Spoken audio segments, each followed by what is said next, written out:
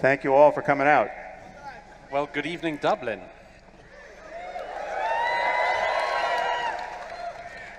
As you've just heard, Jordan Peterson and Sam Harris met for the first time in person 2 weeks ago now in Vancouver. They covered an enormous amount of ground, and there is, I think, an enormous amount of ground still to cover. But I've asked them if they would start this evening in the following way. You're all familiar with straw manning. Anyone who follows politics knows straw manning. But I've asked them to do the opposite tonight, to start by steel manning the arguments of each other, to present in the best possible, most fair, most rigorous light what they understand to be the other's argument on all of the major issues we're about to discuss.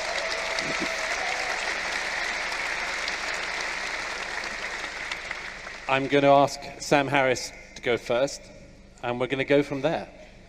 Sam. Great. Well, thank you. So first, thank you all for coming. It's an immense privilege for us to do this.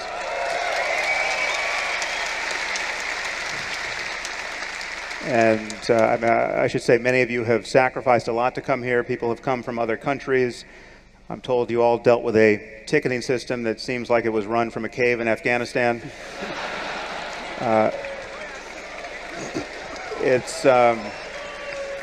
Again, thank you all, because it's one thing for us to put this date on the calendar and say we're going to speak here. It's another for all of you to show up, and this is a privilege we certainly don't take for granted. And it's an immense one. So Jordan, and I should say that though much of our conversation together will often sound like we're debating, we'll definitely, none of us are in the habit of pulling our punches. There's an immense amount of goodwill here, and it's true on stage, it's true off stage, and we're all trying to refine our beliefs together in conversation. So none of us view this as a debate, though we might stridently disagree about one thing or another. What Jordan, I think, disagrees with me about, I think he's worried that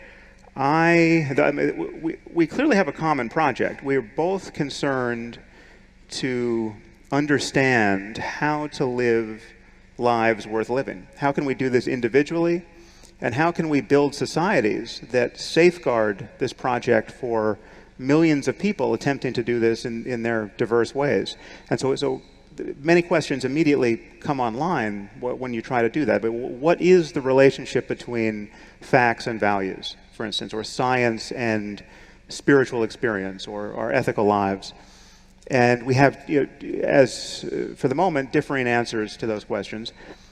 Jordan is concerned that in my allergy to religion, insufficiently value the power of stories in general and religious stories in particular. That there's something more than just nakedly engaging with facts as they are. We don't simply come into contact with reality. We have to interpret reality. We interpret it through our senses and with our brains, obviously. But you need frameworks and, as Jordan would say, stories with which to do that. You don't get facts in the raw. And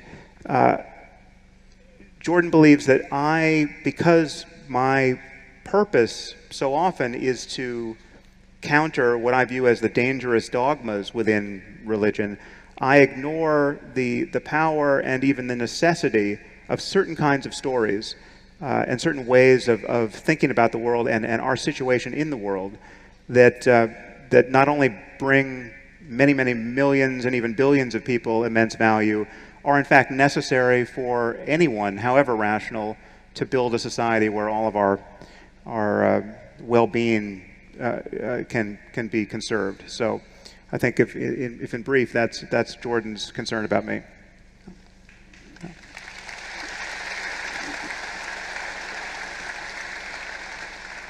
So Sam is concerned, I would say, above all, with the minimization of unnecessary suffering, which seems to me to be a pretty good place to start.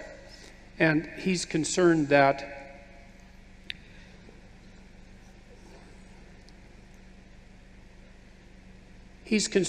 in order to do that, we need to develop an ethic, and that ethic should be grounded in that realization that unnecessary suffering is worth contending with and dealing with, and that if we make too much of the divide between facts and values, then we end up in a situation where our value structure has no super subordinate foundational grounding, and this is a big problem. So generally in the philosophical community, it's accepted, although not universally, that it's difficult, if not impossible, to derive values from facts. But the problem with that proposition is that you end up in a situation where either you lose all your values because they're just arbitrary, or you have to ground them in something that isn't, that's revelatory. And Sam is concerned that one of the negative consequences of grounding your fundamental ethic in something that's revealed is the emergent consequence of irrational fundamentalism. And so obviously that's worth contending with. And so he's taking issue with the philosophical idea that facts and values have to be separate, and formulating the proposition that we can in fact ground a universal system of values in the facts, and that we can mediate between the facts and the system of values using our facility for truth, but even more specifically our facility for rationality, and that rationality can be the mediator between the world of facts and the world of values. And so the problem I have with that, I guess if we can skip briefly to problems, is that it isn't obvious to me how to produce an ethos with sufficient motivating power to ground that conception of the minimization of suffering, say, and the promotion of well-being in a way that grips people and unites a society. And so I think that's part of what we're discussing and trying to sort out with regards to the potential role of narrative and religious belief as an underpinning to this ethos. We seem to agree on the necessity for the universal ethos. We even seem to agree, I would say, on what that is, because certainly the minimization of suffering seems to me to be a very good place to start. We share a concern with and a belief that the pathway to that ethos is in some manner related to our ability to speak the truth, but we disagree on what that has to be grounded in and how it has to be grounded. My sense, especially after thinking about our discussion, is that Sam makes what rationality is do too much work, and I'm hoping that, not that rationality is irrelevant or unimportant, because it clearly is neither of those, but maybe the devil's in the details, and hopefully we can get down to the details tonight. And we've brought Douglas into the conversation. He's here to serve as much more than a mere moderator, and partly we've determined that, as Sam alluded to, that what we're actually trying to figure out is what are the minimal necessary preconditions for the construction of engaged, productive individuals with meaningful, responsible lives in a society that's stable enough to sustain itself and dynamic enough to change. What are the minimal preconditions for that? What are the and how do we ground those presuppositions, those preconditions? And what price do we pay for having them? Because you never get something without a cost. And we thought that Douglas would be a very interesting addition to this conversation, because of course he's concentrated on such things as borders, and when you set up preconditions for social order, you also automatically produce such things as hierarchies and borders, and they don't come without a cost. And so we hope to expand the conversation to include a discussion of those issues as well. Yeah, but before Douglas chimes in, I just want to reiterate the fact that he has not been cast here as our moderator, though if Jordan and I run off the rails, I expect Douglas to put us back on in the King's English. I'm not moderate enough to be a moderator. Yeah, no. But you're more moderate than either of us are.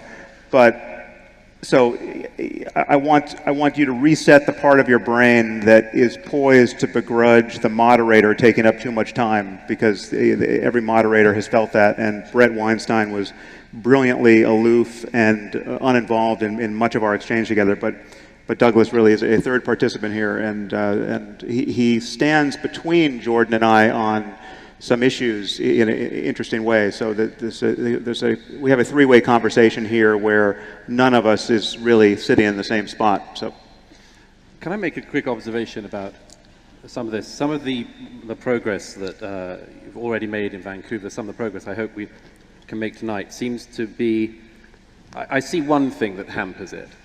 And let me go straight to it with Sam, which is, I discovered a terrific phrase the other day that our mutual friend Eric Weinstein came up with. We're talking about the manner in which you can discuss within the sciences certain scientific problems. And he said, look, if you've got a scientist who you know is also basically a very literalist Christian, you will listen to their argument a whole long part of the way. And there's somewhere at the end of it, you know you're going to be worried about it. And he came up with this phrase, I love this phrase. He says, Jesus smuggling. Right, yeah. Yeah. Jesus smuggling is, you're going to follow all the way, yes, yes, and then the worry is that when you get to the bit that you're not so good on, that's when they're going to smuggle in Jesus. Yeah, yeah. My suspicion is that you have a reservation about some of what Jordan is saying, on substructures, on stories, and much more, because you're worried that at some point, either on this stage or off it, at some point when you're not looking... No, yes, or when I am looking. He's going to Jesus smuggle you. Yeah, that's a... Well, is that fair? Yeah. I was thinking maybe I'd just carry him in on a cross. Yeah, right. Well, that is an all too apt analogy, because it is what worries me, and it's more subtle than that, because it's not to think that you're consciously doing it is a different claim. Like I don't think there's anything insincere about your argument for the importance of religion, but it's also possible. We've all met the people who we believe are making insincere arguments and are really they're consciously putting the rabbit in the hat and then pretending to be surprised when it pops out, right? Mm-hmm. And the analogy to magic is actually interesting here, because we over dinner were talking about the difference between real and fake art, and we were talking about this paradox that art seems to be incredibly valuable. And yet the value isn't located in the object itself, or can't be obviously located there, because a forgery that is materially the exact copy of some masterpiece is essentially worthless, and the real masterpiece, even if it suffered some damage, would be incredibly valuable.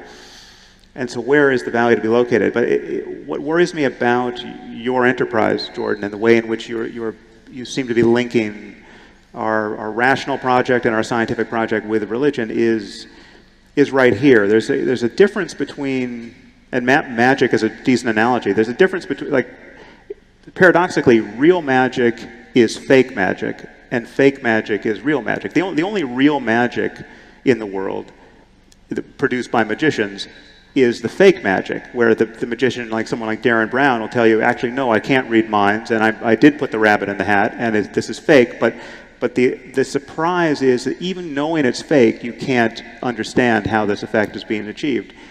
Whereas the fake magicians are the ones who are pretending to be real, who are hiding, who are not acknowledging the mechanics, the real mechanics behind what is in fact effective. You know, the illusion that the rabbit pops out of the hat.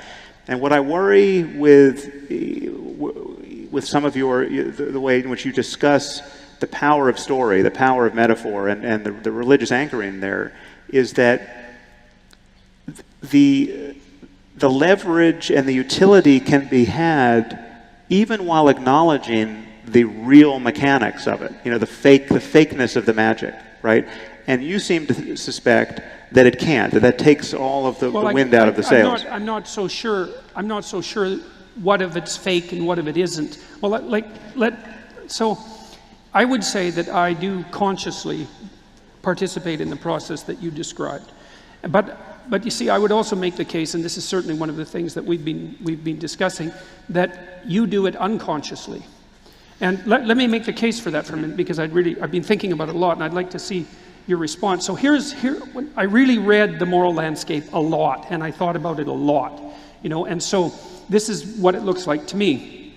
So you make the proposition that we have to breach the gap between facts and values, because otherwise our values are left hanging unmoored, and that certainly brings about the danger of nihilism, but also a potential danger of swing to totalitarianism, something we agree about. I truly do believe that. Right. And then you perform an operation, a conceptual operation, and you say, surely we can all agree that. And then you outline a story about this woman who lives in this horrible country, who's basically just being starved and disease-ridden and tortured her whole life and having just a hell of a time of it, to put it in a phrase.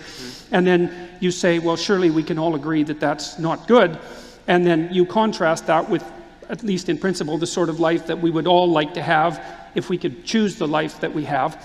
And then you say, well, we could start with the proposition that we should move away from this terrible, hellish circumstance, and we should move towards this more ideal perspective. And you say, if we could only agree on that, then.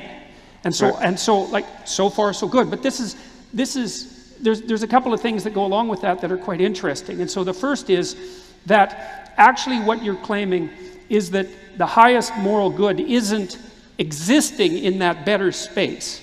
The highest moral good is acting in the manner that moves us from the hellish domain to the desirable domain. It seems to me to be implicit in your argument. So there's a pattern of behavior that constitutes the ethic.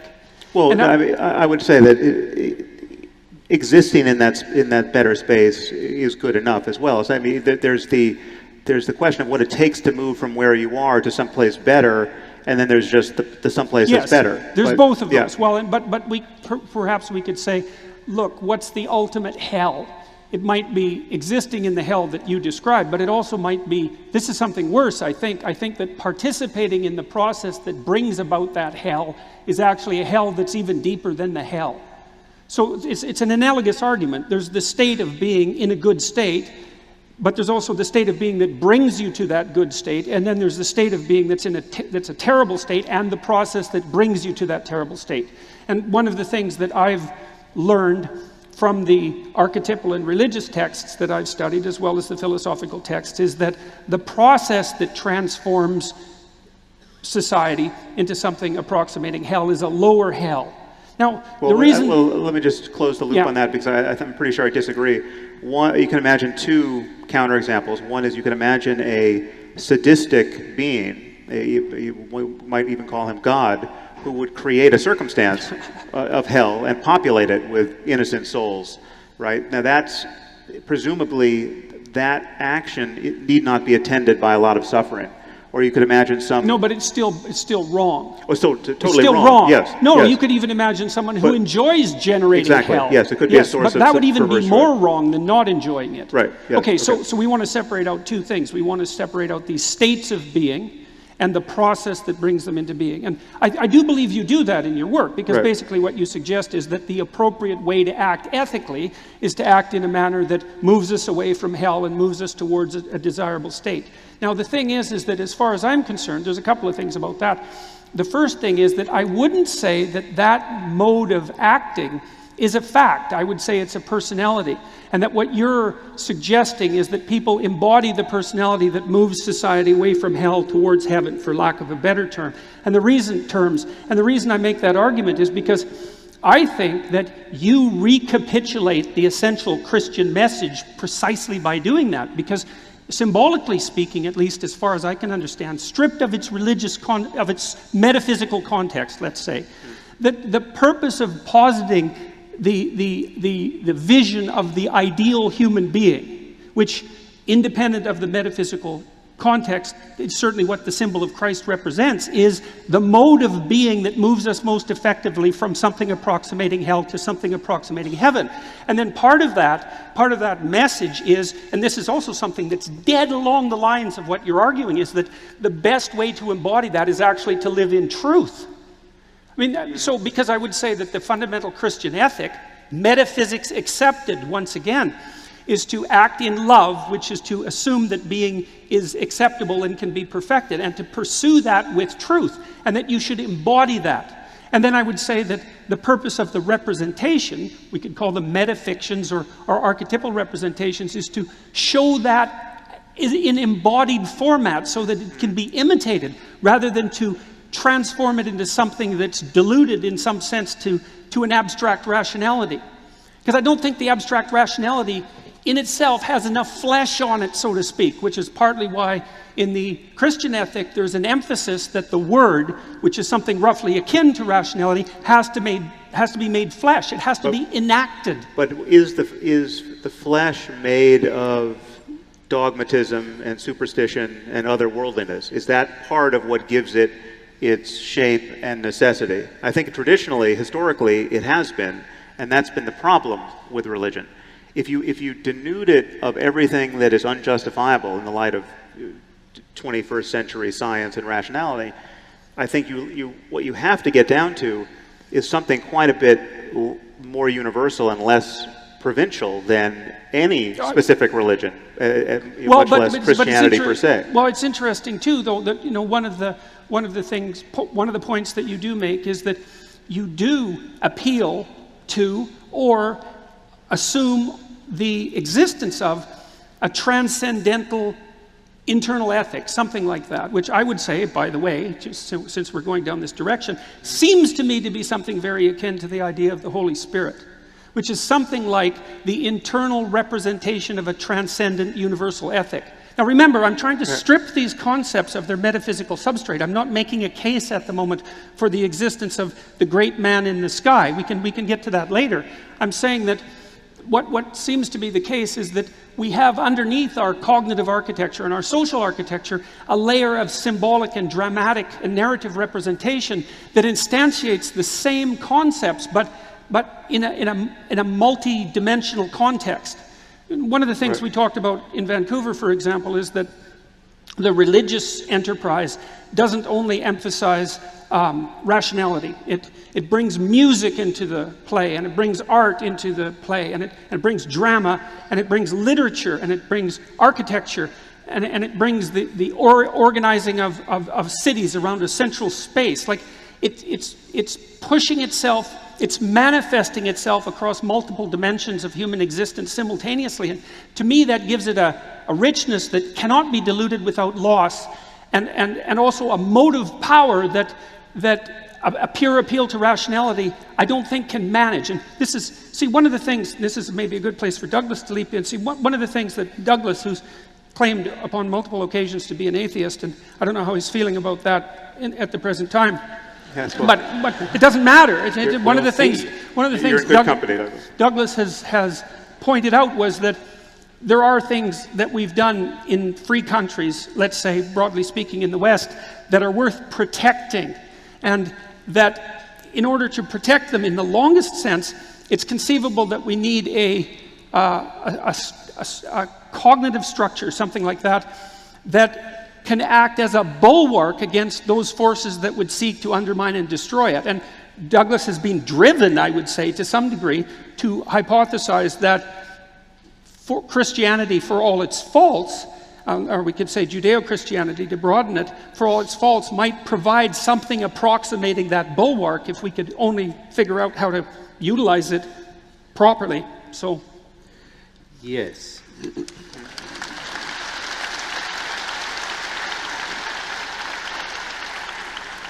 I mean, one of my problems on this is that it seems that we are where we are with belief, whether we wish it to be or not. We cannot believe as our predecessors believed, even if we wanted to. We know too much more now, and it puts us in this very difficult position. But to denude ourselves of the entire story seems to me to be a fool's errand. for a set of reasons. One of which is that from a lot of travel, a lot of speaking to people from all around the world, it doesn't seem at all obvious to me that what we have in countries like this one is the default position of human beings. In fact, it strikes me as being very rare. Order, even political order, political liberalism, political freedom. Very, very unusual things. And if you like the things that helped to get you there, with all of the caveats we could throw in all evening. And it's not the only thing that got us there, obviously. But that if you like, broadly speaking, where we are, you've got to be very suspicious at the very least of saying, the whole story's no good, we don't need the story, we can move on. I quote quite often the radical theologian Don Cupid, who was often described as an atheist priest. And Cupid says somewhere in a recent book, he said, we can't help it. He said, for instance, the dreams we dream are still Christian dreams, whether we like that fact or not. And without being able to believe myself, certainly not being able to be a literal believer, I worry. Yeah, I worry about what happens when the square is denuded completely. And that's why this discussion tonight, and you two in particular, are right on the cusp of this, because this is where I think a lot of us are. Even if we really wanted to believe, we basically can't. And by the way, very quickly, that's why I think there's an additional, just to refine my previous point to you, Sam, that's why there's this additional thing. I think there is a fear, which you may have, which I also have, which is if there's a risk that even what I've just said, never mind what Jordan has also said, there's a risk, I think some people feel, that you're going to soften up the land somehow. And that even if neither Jordan nor I are going to suddenly start Jesus smuggling, we might create the conditions that make it easier for someone else to do that. Yeah. Is that a fair? Yeah, and it is. Yeah. No photos. This is very Christian of you. Thank you. Yes. So. Thank you. Let me see if I can sharpen up what my concern actually is here, because it's not even true to say that I think you need to get rid of the Jesus story, or even not. I don't even think there's something problematic with orienting your life around the Jesus story. I think that can be reclaimed. But so, for instance, I was walking yesterday in this fine city of yours and saw someone on the sidewalk giving tarot readings to people. He had a tarot deck spread out. He had a few cards spread out, and he was soliciting people. And I'm sorry to say I didn't sit for a reading, but tarot cards, if you're familiar with them, are the quintessential artifact of New Age woo, right? I mean, these are not thought of as legitimate tools of divination, except by people who think that they're legitimate tools of divination. And yet, a tarot reading can be truly powerful, right? I mean, this is built on something, right? This is not just a massive example of self-deception on the part of people reading and people getting their cards read. These cards can seem prescient. I could give you all a reading right now, and 95% of you would find what the cards would say to be relevant to your lives. I mean, I could do it with an imaginary deck. I mean, an invisible imaginary deck. I don't know anything about tarot cards, but I'm going to turn over two cards now. One is the sun, and the other is the fallen man. Now, I know so little about tarot that I'm not even sure the fallen man is a tarot card. Right? Or I think it was the hanged man as a tarot card, right? Man, yeah. Okay, so I've got these two cards. And, the sun is clearly the representation of wisdom, right? And the hanged man is the representation of lost opportunity. And I can tell you with some degree of certainty that all of you are at a crossroads in your life, right? Where you have good reason to believe that you're not making the most of your opportunities, right? Now, I could go on like this for an hour, right? And pretend all the while that it has something to do with the cards actually working in concert with the dynamics of the cosmos, such that these cards that I turn over, were they real, would be the ones that of necessity were revealing something about your mind in this moment. And obviously people think in these terms about astrology and sympathetic magic and all the rest, and religion is built upon this kind of superstition. There's a way of understanding the utility of using a device like this and the real effect it has on you. I mean, if I turn over the cards and ask you to look at your life in this moment as though for the first time through this lens, considering in this case lost opportunities, right? Of course it's going to be valid. That doesn't make it, it can be an incredibly useful thing to do. My main concern is that at no point do you have to lie to yourself about your state of knowledge about the mechanism, right? You don't have to believe tarot cards really work. There's deeper mechanisms at work with someone who's actually good at that. And so I agree with what you've said. But they need not be supernatural. No, I don't think they are supernatural. In fact, I think what happens when you use a projective technique like that, because that's essentially what it is, if I'm good at interpersonal attunement and I'm quite intuitive, what I'm going to do, and everyone does this in the course of a dialogue that's actually working well. I'm going to flip over the cards and I'm going to start with generic archetypal statements that are true in some sense for everyone. But then I'm going to watch you both consciously and implicitly, unconsciously, with all of my social intelligence, and I'm going to see through very, very subtle signs on your part when you respond positively to what I'm saying and when you respond negatively. And I'm going to continue down the lines that you establish by your positive responses. Yeah, but that's what Darren Brown does. He's a mentalist. Right, well, it's exactly what happens when children are interviewed, for example, by people who lead them as witnesses, right? The children infer from the emotional expressions of the person who's interrogating them what it is that they actually want to hear. And well, so it even worked with that horse, clever Hans. Exactly, right. That's right, exactly. Even horses can do this. So tarot card readers can definitely do this. So the mechanisms behind something like that, even if it appears entirely superstitious on the surface, are often deeper than is revealed at first approximation. So, and I wanted to talk a little bit, if you don't mind, for a minute about rationality, because we've already agreed, I think, and definitely stop me if I'm wrong, that there has to be an intermediary mechanism between the world of facts and the world of values.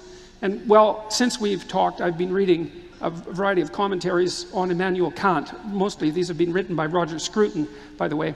And this is actually the issue that Kant obsessed about for most of his philosophical life. And what he concluded was that empiricism can't be right and rationality can't be right as philosophical disciplines, because you need an intermediary structure, and that we have an inbuilt intermediary structure.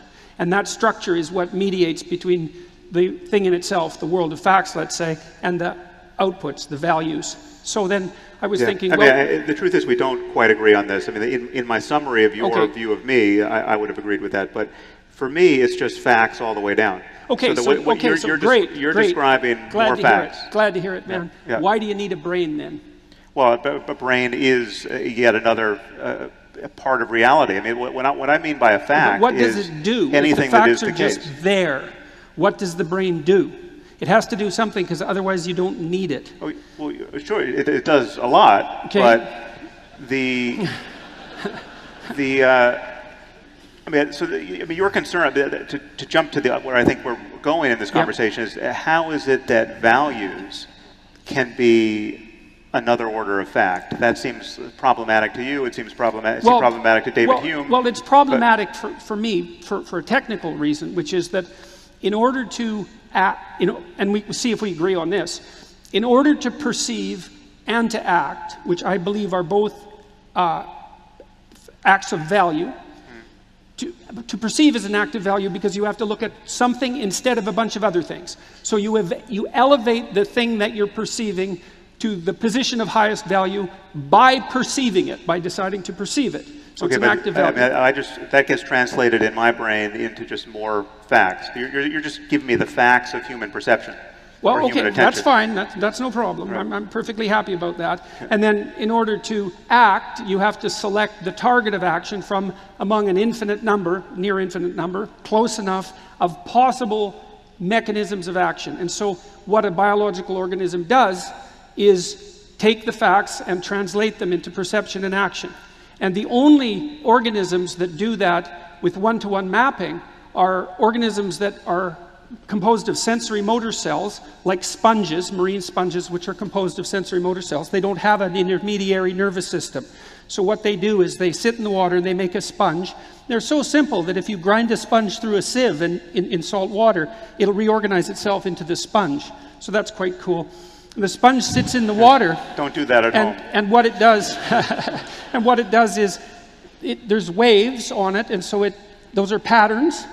And then the sponge opens and closes pores on its surface in response to those patterns. So it maps the pattern of the waves right onto its behavior, with no intermediary of a nervous system. But it can only map waves, that's all it can do, and it can only open and close pores. That's it. So it does one-to-one fact-to-value mapping. Now what happens is that as the complexity of a biological organism increases, two things happen. The first thing that happens is that the sensory and motor cells differentiate. So now the organism has sensory cells and motor cells. So senses to detect and cells to detect and cells to act. Okay, so then it can detect more patterns because it's more sophisticated at the sensory perspective, and it can do more things because it has specialized motor systems. But then what happens is that as it gets even more complex, then it puts an intermediary structure of nervous tissue in there, and that structure increases in the number of layers of neurons. And what that means is that as that happens, and as the sensory cells become more specialized, and as the motor output cells become more specialized, many more patterns can be detected. Those are roughly equivalent to facts. And many more motor outputs can be manifested. But a tremendous number of calculations has to occur in that intermediary nervous tissue. And that's the structure that I'm talking about.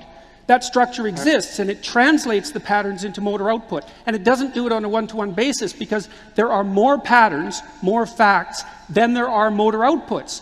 So what has to happen is this tremendous plethora of facts that surrounds us has to be filtered to the point where you pick a single action, because you can't act otherwise.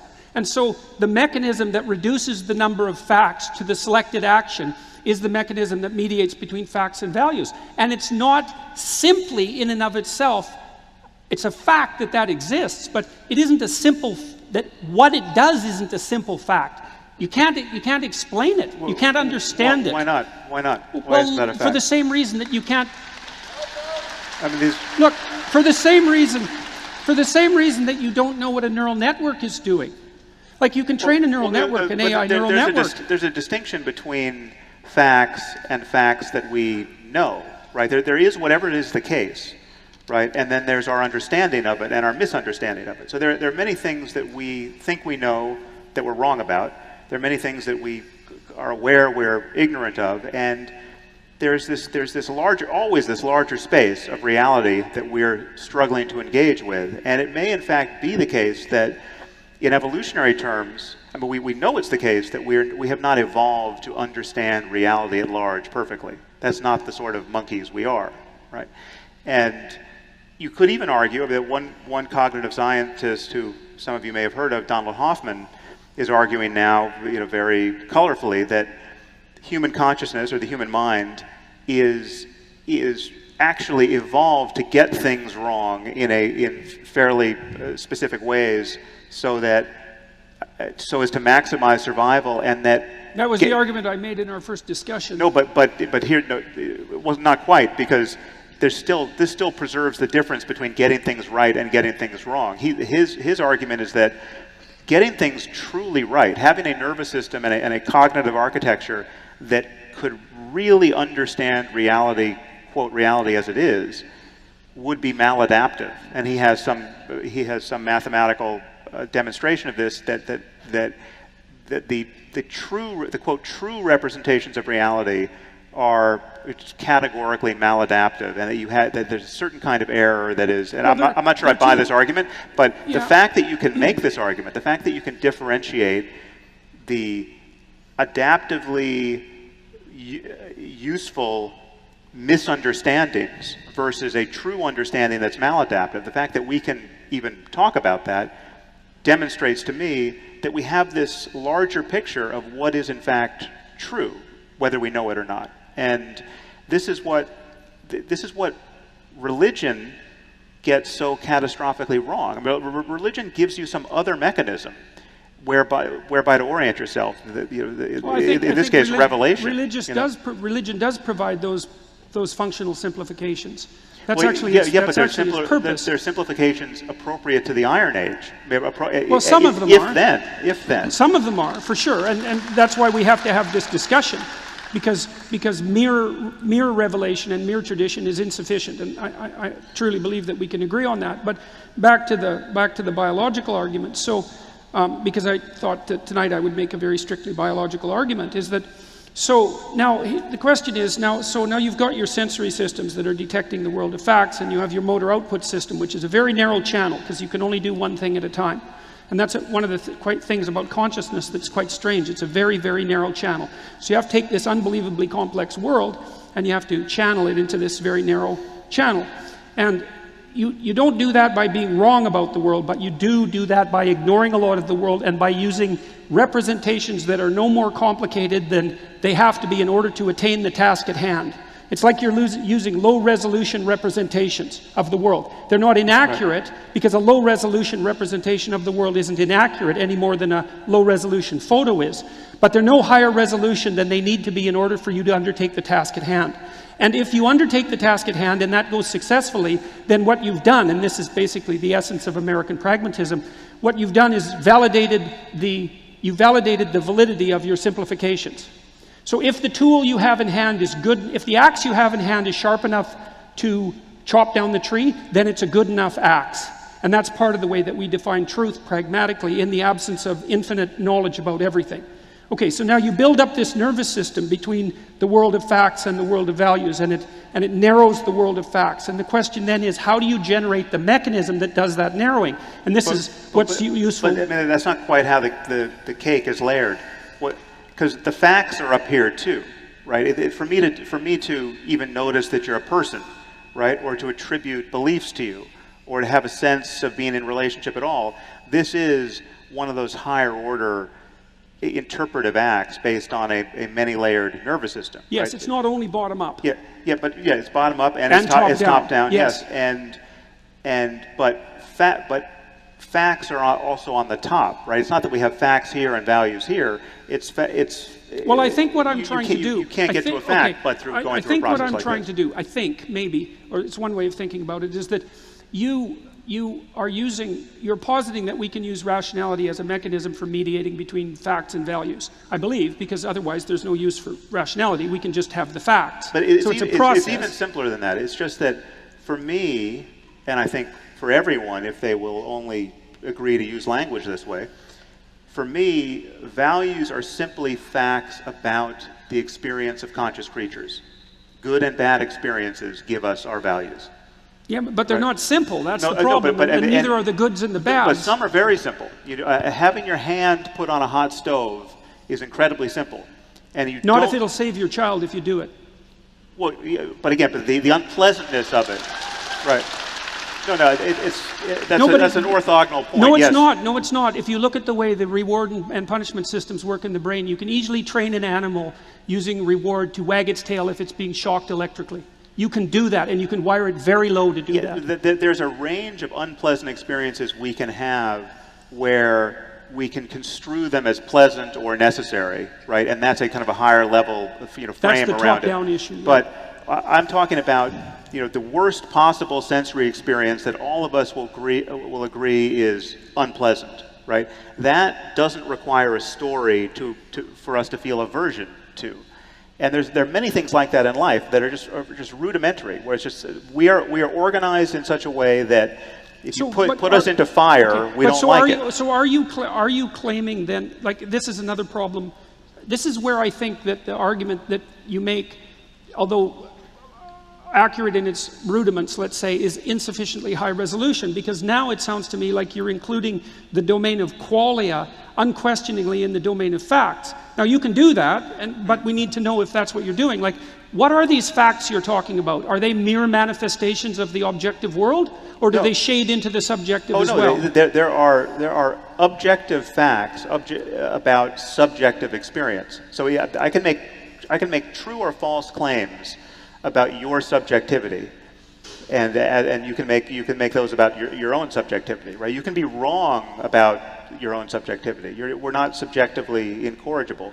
And I might have said this last time in Vancouver. I mean, the example I often use here is to speculate about what JFK was thinking the moment he got shot, right, is not a completely vacuous exercise. There are literally an infinite number of things we know he wasn't thinking, right? So we can make claims about his conscious mind at that moment in history, which are as scientific, even though the data are unavailable. Right? So I mean, many people get confused between having answers in practice and there being answers in principle. I mean, there are many trivial fact-based claims we could make about reality where we can't get the data, but we know the data are there. I mean, so do you have an even or odd number of hairs on your body at this moment? We don't want to think about what it would take to ascertain that fact, right? But there is a fact of the matter, right? And so it is with anything. I mean, so what does a person weigh? Many facts are blurry because you're going to weigh him down to the 100th decimal place? No. So it's like at a certain point you're going to be rounding, and someone's weight at that point is changing every microsecond because they're exchanging atoms with the air. So there are facts that can be loosely defined. This is true of our subjective lives too. So if it is a fact about you that when you were praying to Jesus, you felt an upwelling of rapture, right? Subjectively, that can be an absolutely true thing to say about you. We can pair that subjective experience with an understanding of the neurophysiological basis for it. You can think about it in terms of a larger story about your life, but all of this can be translated into a fact-based discussion about what's happening for you. And my only claim is that the value part, and hence the ethics part, relates to the extremes of positive and negative experience that people have in their lives. First of all, I don't want to dispute the fact that there are stable qualia, pain and pleasure, for example, and also that there are fundamental motivational systems that structure our perception. So as the nervous system increases in complexity, these underlying nervous system subsections that produce these rather stable qualia evolve. Hunger, thirst, defensive aggression, sexuality, all these subsystems that label experience with certain somewhat inviolable labels. I understand that happens. But the point that I'm trying to make here is, I think, to try to increase the breadth of the conversation about how facts get translated into values. Because it seems to me the other thing that your account doesn't take proper, and this is what surprised me so much about your thinking when I first encountered it.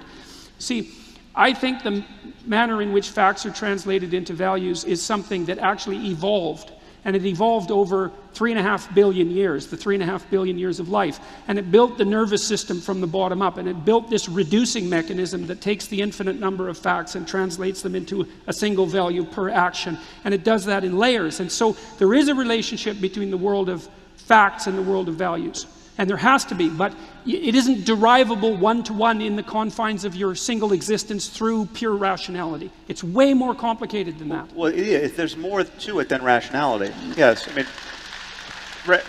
again, it's not rationality that causes you to remove your hand from a hot stove, and it's not rationality that causes you to like the experience of love and bliss and rapture and creativity over or more than pointless misery and despair. Right. So other things other than rationality are clearly necessary, which is partly my absolutely. point. But the question is, do we ever have to be irrational to get the good things in life?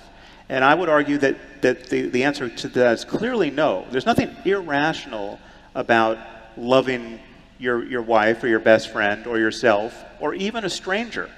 If what you mean by love there is genuinely wanting happiness for that person, genuinely taking pleasure in their company, genuinely wanting to find a way of being where you're no longer in a zero-sum condition with a stranger or with a partner, but you're collaborating together to have better lives. Well, it seems to me that you're not... So rationality moves through that situation continuously, because rationality is the only way that you and I can get our representations of the world to cohere. It's when I say, okay, there's a lion behind that rock, don't go over there. That only makes sense to you if you're playing this rationality game the way I'm playing it. If I mean something else by lion, or I mean something else by don't go over there, you're confused and very likely dead or not. Well, so right? if we're trying to establish the proposition that rationality is the mechanism by which we make our worldviews cohere, I would agree with that in part. We also make them cohere because we're actually biologically structured the same way, and so there's a proclivity for them to cohere to begin with. But we iron out our differences through the exercise. I wouldn't call it rationality. I would call it logos, because I think it's a more it's a broader and this is where he's smuggling in Jesus. Well, I'm afraid. Yeah. I'm not unconscious of that. Let's say. So if I could, just a point of order here. I'm disconcerted by Douglas's silence. Yes. I want to pivot, because I know how good he is when he actually speaks. So I want to pivot to another subject, because we can return to this at some point if we need to. First, before you pivot, say go for it. I mean, having said to you what I think your concern is with Jordan, I mean, it strikes me that Jordan's concern, and I share this, just as I share some of your concern that we expressed at the outset. I mean, Jordan's fundamental concern, it seems to me, is one I fundamentally share, which is rationalism isn't enough, and or let me put it another way. Okay. But then two of you, can you both show me where it's obviously insufficient? Music. But there's nothing. But again, so to say that there's more to life than being rational is not to say, and perhaps never to say, you need to run against rationality. You need to be irrational in order to get something good. Let me express it a different way. Yeah. We haven't tried the purely rational approach yet, or we haven't tried it for very long. Well, many of us have been trying for a couple of centuries at least. Which is a blip. Yeah. I mean, the tiniest dot at the end of human evolution. So I think that a concern which Jordan has, and certainly a concern I have, is if we try this, we can think of all sorts of ways in which it can go wrong. If you take away all that supporting structure, you can think of any number of ways in which it can go wrong. And that I suppose that's at the root of the concern about where you might be taking us. Or to put it another way, if we enter the world that you would suggest, not everyone may necessarily come out as Sam Harris. Well, give me one way where you think it can go wrong. And again, we can't forget your caveat, which you started with. What if you're not very smart? Right. No, I don't mean. So then you're basically saying that the stupid people need their myths. We smart people on stage don't need them. Right. Well, I actually am saying that to some degree. Look. If you're not exceptionally cognitively astute, you should be traditional and conservative, because if you can't think well, you're going to think badly, and if you think badly, you're going to fall into trouble. And so it is definitely the case, and this has been what would you call a cliche of political belief for a long time. If you're not very smart, it's better to be conservative, because then you do what everyone else does. And generally speaking, doing what everyone else does is the path of least error moving forward. Now, that doesn't mean that rationality is unnecessary. Nor does it mean that all conservatives are stupid. It doesn't mean that either. Right, precisely. It doesn't mean that either. Very important caveat. Yes, but all conservative structures are not the same either, and that we have many warring and incompatible versions of being conservative. True. And this is where rationality actually does play its role. Although I don't think it's best conceptualized as rationality precisely, it's definitely the case that it's to take Douglas's point, that we need to be bound by our traditions, but we need to be judicious in their re-representation and update, and we have to do both. This is what, in the dialogue on religion, this is what Schopenhauer says. He describes the tragedy of the clergy. Yeah. Who he pretty much says, look, if they don't believe it, they recognize it's a very useful metaphor, but they don't need to believe it. They tell it, and he says the tragedy of the clergy is they can never admit that what they're saying is just a metaphor. Right. Is this before or after he threw his housekeeper down the stairs? Look, we can all find flaws. We all have skeletons in our closet. Yeah. But yes, there is a way in which religion is what he describes as philosophy for the masses. And that if you recognize that most people are not going to spend their lives studying philosophy, they're not going to be reading about the differences between Leibniz and Kant, that religion has to do. Now, I'm not saying that I agree with that particularly, but there's a heck of an argument within there, which a lot of people will be living their lives in. I don't think it's a good argument if you recall or just imagine what it's like to be a child, especially from the perspective of being a parent. I have two young girls,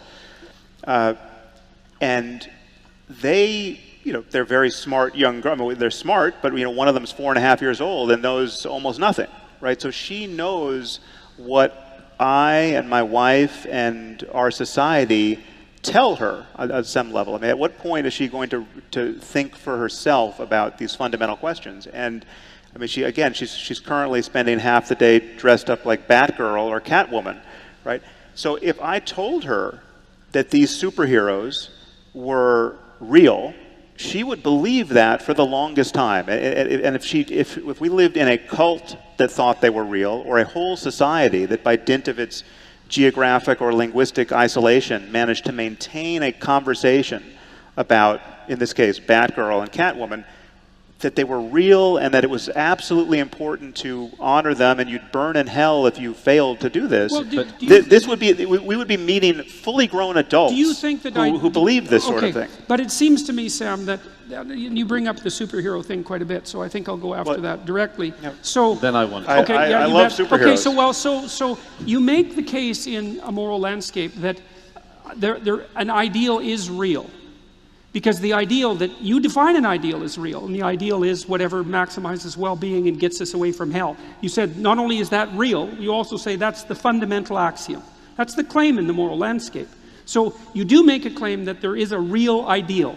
And I would say... I wouldn't necessarily put it that way, but we are in a circumstance where things can matter, right? Consciousness is the condition in which things can matter, where there can be a range of experiences, some of which are very, very bad. If the word bad means anything, they're bad. And some of which are very, very good, if the word good means anything. And we are navigating in that space. We can't help but navigate or seek to navigate in that space. Right, absolutely. And religion is one form of conversation about that navigation problem. And I would argue let's go back to the ideal. Often diluted one. Well, Jordan rolls his sleeves up. Batgirl. He means business now. Batgirl and Catwoman are approximations to a higher ideal.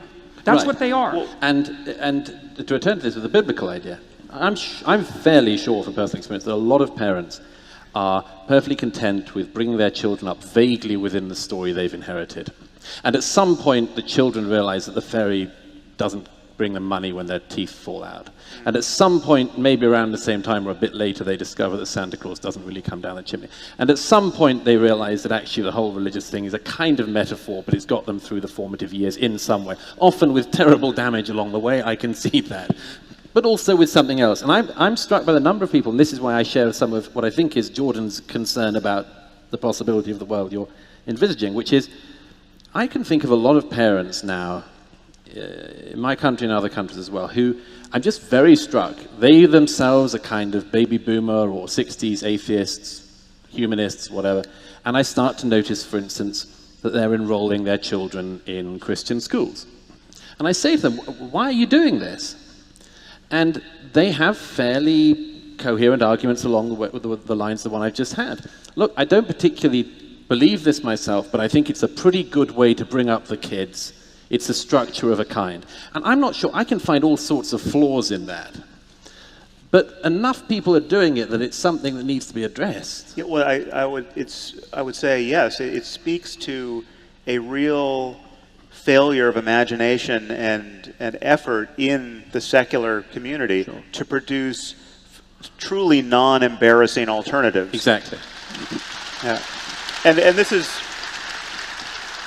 across the board. This is not just school. This is how do you conduct a funeral? How do you get married? You know, all of the what rites of passage can you offer a 13-year-old? What are you doing here?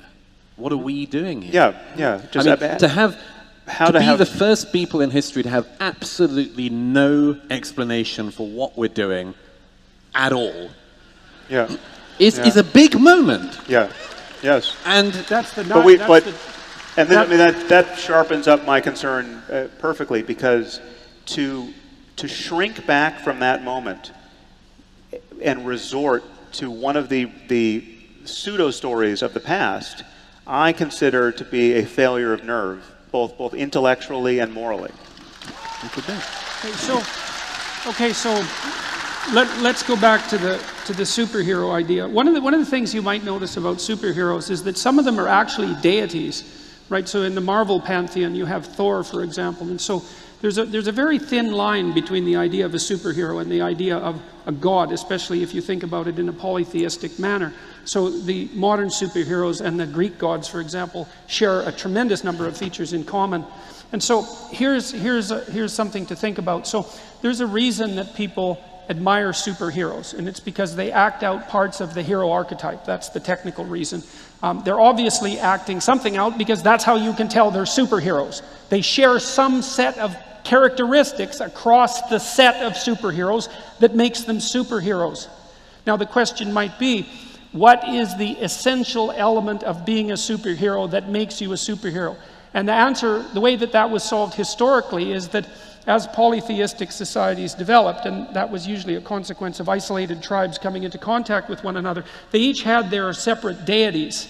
And then over the course of time, those deities warred in actual wars with people, but also conceptually. And out of that polytheistic framework was extracted something that was vaguely monotheistic, as all of those cultures came together to try to determine what their highest ideal should be. So that's the God of gods, that's a way of thinking about it, or the King of kings, that's another way of thinking about it.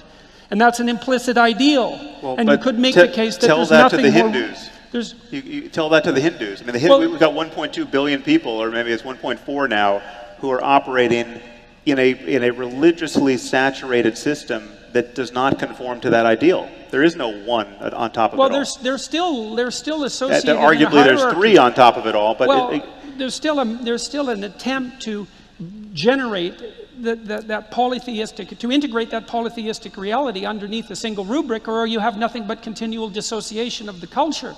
And I'm not saying this is necessary. That's a pretty good description of what's going on in India at the moment. Well, I'm not saying that this is inevitable either. And there is a tension. The problem, this is Nietzsche's observation, and Mircea Eliade as well, the problem with extracting out the highest God from the panoply of gods is the ideal becomes so abstract that it disappears.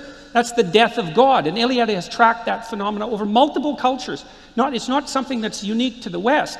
So the danger of that abstraction is that it gets too abstract and disappears and leaves us in the situation that Douglas just pointed out. Can I throw us back to the key, issue of Elton John's glass, which you came up with the other night? Because there's something I wanted to add to that. If perhaps you'd explain why I said Elton John's glass just now. Well, it came back to this question of what makes something valuable, and I used as an example in Vancouver on one of those nights. If I had a glass here, which I said was actually it was the glass that Elton John used the last time he played in this theater, suddenly it seems to be a more valuable glass. And then Jordan and I argued about just what the status of that value was. I don't know where you want to take this, but yeah. Well, it's just one thing in particular, which is that the whole issue of what it is you give value to, and let's say that glass was demonstrated for a time to having been drunk from by Elton John at his final concert or latest farewell tour, whatever. Yes. So that's already a glass with some meaning. Let's say that over the years the whole attribution of that glass becomes debatable. over a long period of time, a lot of things are going to have happened around it. And to stretch this to breaking point, possibly, let's say at some point people lose their lives over whether that is Elton John's glass or not. Well, let's say that people start to lose blood. Let's not just say that. Let's recognize that is the world we're living in with respect to other religions. So the problem is that we end up, when we're talking about religion, it's the same thing when you're talking about land. You're not just talking about any inherent worth. You're talking also about the worth of things people have given up for this. Yeah. And so we end up giving the layers of things. Well, no, it's more than that.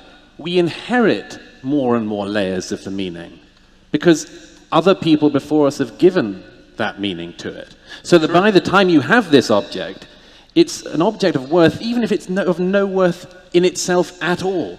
Yeah. But because of the amount of worth that people before you have given to it.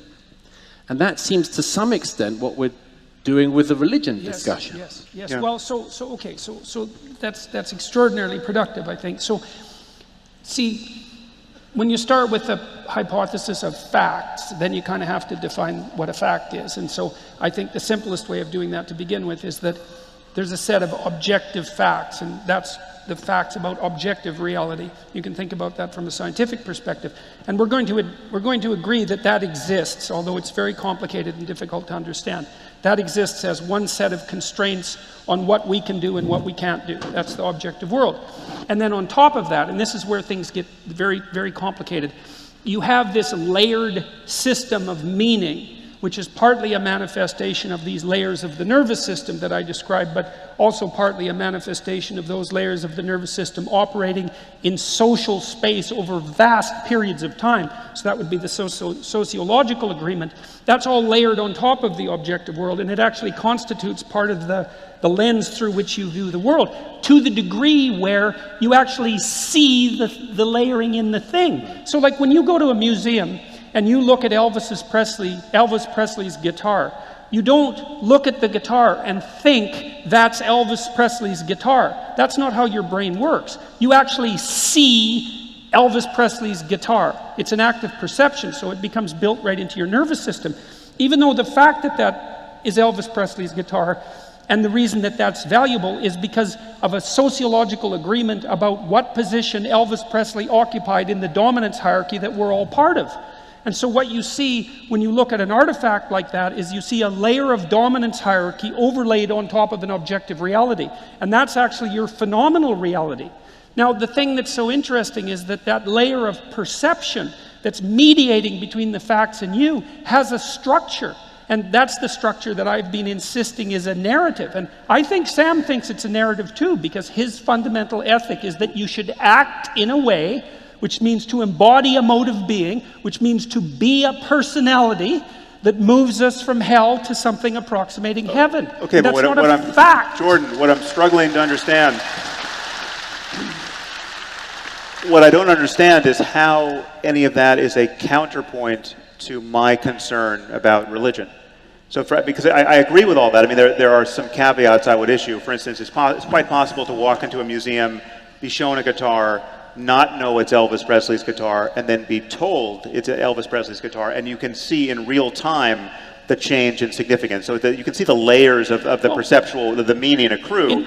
You might actually not even, you might know who Elvis Presley is and not care, right? So there are many different things on the menu here, as opposed to just beholding awestruck Elvis Presley's guitar. Sam, and the same is true of the Jesus story or anything else that people, you can find layers of engagement with it that may be more and less useful. Yes. My fundamental concern is that the way you are tending to dignify the religious subset of stories as being foundational, necessary, we criticize at our peril, is giving people license to believe things that they clearly shouldn't believe, things that are intrinsically divisive, intrinsically less than optimal as far as organizing an individual human life. We can do better than Christianity on almost every question, but with the possible exception of building churches.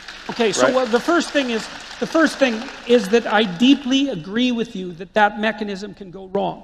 Okay, so you have the objective world, and it's one set of constraints, and then you have this interpretive structure.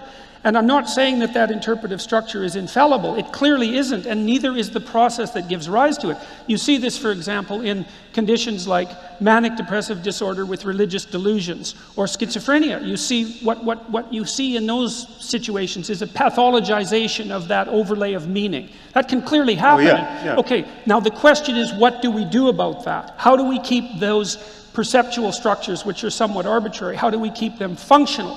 And this is, I think, where your discussion of rationality is so important, particularly when you say rationality is what enables us to establish what we agree on in our shared reality. Okay, so imagine this. So part of the way you orient yourself in the world of facts, objective facts, is through your senses.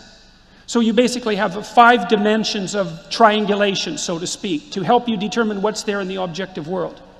And then you have this multi-layer structure that's partly biological and partly cultural that enables you to distill that, but it can go astray, partly because it ages and becomes archaic, which is, and demented for that matter, which is partly your objection to the fundamentalist types. This has been known for a very long time that this sort of thing happens. So what we do, the way we solve that, we have a solution to that. So partly the way we solve that is through articulated discourse. Right? Because you have a way of looking at the world, and I have a way of looking at the world, and we have to occupy the same space. So you're probably wrong about some things, and I'm probably wrong about some things, and hopefully if we talk, we can sort out the differences and make things more stable. Right. So, and I would put rationality right in that place. That's why rationality is primary. But the problem, fair enough, but there's a problem with that too. And I think, see, all the times we've talked so far, you've been, I would say, the avatar of a scientific viewpoint, and I've been cast, let's say, as the avatar of a religious viewpoint. But I've actually thought this through scientifically a lot. And I can make a biological argument for all of this, and a developmental argument. So it isn't only rationality that does this. So this is the thing that was so cool about studying, for example, Jean Piaget. Because one of the things Piaget pointed out is that children engage in negotiation. They negotiate their reality just like adults do, but they don't do it only through articulated speech, and neither do adults. What children do is they get together and play. And this is why play is so important for children. That starts to happen when they're about 3 years old, because they can look outside their own idiosyncratic perspective at 3, and they can start to take someone else's viewpoint into consideration, which is what you have to do if you're going to play. And then what children do is they invent little fictional realities. That's what they do when they're pretending. And so they assign each other roles, and they assign a plot and a drama to the pretend play, and then they act it out. And in that action, they bring themselves into harmonious union, right? Which is the act of generating a game that everyone wants to play. And Piaget's observation was, and this is Nietzschean observation as well, that the morality that characterizes society isn't rationality top down, although it's partly that. It's also interactions that are, say, play-based and bottom up. And that's actually how it evolved to begin with, because animals generate societies that are functional, but they don't do it through rationality. They can't, because they don't have rationality. They don't have articulated speech. They have something like an embodied game. Now, what happens, and this is a Nietzschean observation, he's the first person I learned this from, is our morality emerged from the bottom up through thousands, hundreds of thousands of years of shared games, let's say, and the interweaving of those shared games into something approximating a morality that we could all live within peacefully. That happened bottom up. And then what happened was, because we didn't know the mechanism behind that, because it's instantiated in our nervous system invisibly, we watched ourselves act, which is what we do, and then we told stories about that. Because that's what we do when we watch ourselves act. And then we encapsulated the morality that evolved in the stories. And that's the religious essence of the story. I got 10 seconds. So we have to pivot to Douglas for an important question, but I would just say, in response to that, Jordan, I don't disagree with much of consequence in that. My concern, however, is that there's a reason why we differentiate childhood from adulthood, and all of us are stunted to some degree or another in a fairly perverse childhood. And the reason, I mean, what we confront now is a world largely populated by dangerous children, right, who are in their 5th and 6th decade of life. You mean run by? Populated and run by, yes. And if anything typifies the childhood of our species, in my view, it is religious orthodoxy. And insofar as we're breaking free of the orthodoxy part and getting something that's more scalable and can survive a more pluralistic and cosmopolitan world, it is because it is being winnowed at every point by rationality. And I think that at some point we could have a fully defensible, rational honoring of many of the things you think are essential, like the power of story, or the power of ritual, or the power of art that is focused on some sacred purpose. And the question is how to get there. Right. Well, but hopefully we have a point of order here. That's one question. Yeah. But I want to hand over to the audience for Q&A. And for a couple of minutes I've had a sign being waved at me saying Q&A, and we really should obey the sign. Yes. So I think what's going to happen is we're going to use your computer. Well, we're going to ask the audience first. I think that was what we decided, and you guess you guys get to vote by noise. There's an inflection point here. We can do one of two things, and I'll let the first people yell and then the second people yell. But the question is, we can either continue the discussion, or we can stop and go to Q&A. So the first thing we'll do is say, okay, how many of you would like us to stop and go to Q&A? Okay, second question. How many of you would like us to continue with the discussion?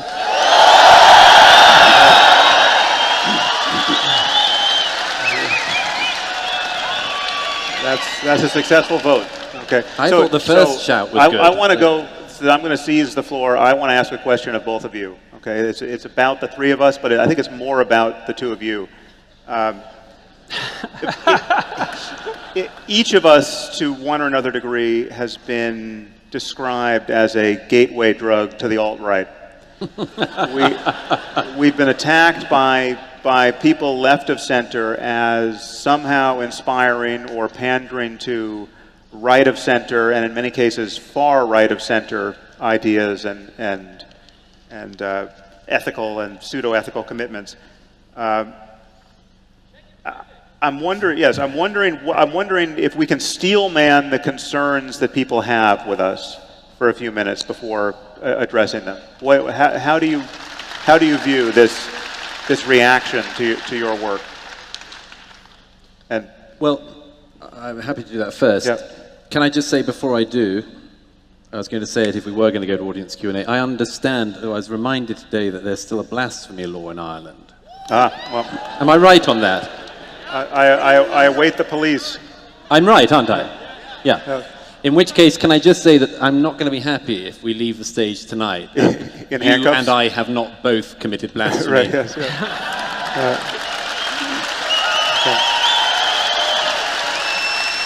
And if Jordan would like to join in, I prefer to do that in private. we could make it a full house. I really do think we should be blasphemous. I think I must have done that already, but I'll have to go to the tape on that. Well, here's the thing. We've all had similar-ish experiences on that, and there are a number of people among our friends and colleagues, perhaps you might say, who've had it as well. And I think what's happening at the moment is that there's a set of tripwires that have been put across the culture. And for a long time, if you went across these tripwires, you died, reputationally speaking. Because of the nature of the media, new media, among other things, that sudden death isn't possible anymore. Or at least it's not always possible. Right. So, for instance, if the New York Times says that Jordan is a sort of leading member of the Ku Klux Klan, it's not just that people don't believe the New York Times anymore. It's that they can go and find out for themselves that this is a lie. And that's a fundamental difference, and it means that people are surviving the tripwire experience. But there's a whole set of these tripwires, and I think they've been planted very strangely, among other things. I mean, the one I tripped on was the Islam one. think to an extent it was the one you tripped on. Jordan, it was more to do with trans and pronouns was the first one. The great thing about this, by the way, is that once you survive the first tripwire, you know, in my case, I sort of merrily jump along in no man's land, landing on IED after IED. Right. And strangely, I'm still here. Yeah.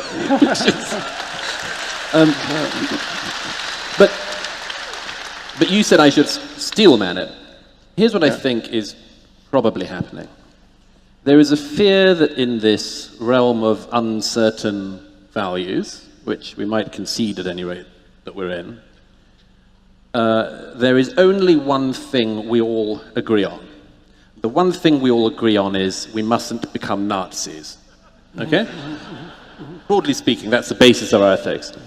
It's the only bit of history anyone knows, and they don't even know it. Yeah. So they think they're all over the Hitler thing. Right. Haven't got a clue, most of them. All they know is Hitler's a bad person. This is why, by the way, anyone doesn't like in politics is Hitler. It's like George W. Bush, Hitler.